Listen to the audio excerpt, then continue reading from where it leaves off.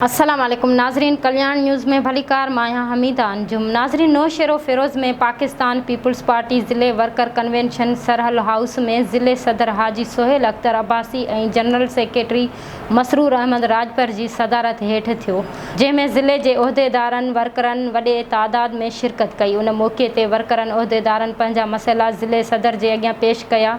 ज़िले सदर हाजी सोहेल अख्तर अब्बासी और जनरल सेक्रेटरी मसरूर अहमद राजपर पारां वर्करन और उहदेदारन जा जायज़ मसइला जल्द हल करण की खातरी कराईंदे चयो त असां पीपल्स पार्टी के करे हिनन उहदन ते पहुता आहियूं। असांजे कायद शहीद जुल्फ़कार अली भुट्टो मुल्क के आइन दिनों और रोटी कपड़ा मकान दिनों। असांजी कायद मोहतरमा शहीद राणी वर्करन के मुल्क के लखे माण्हुनि के नौकरियों दिनियूं। असां उन जा पोइ लगा आहियूं।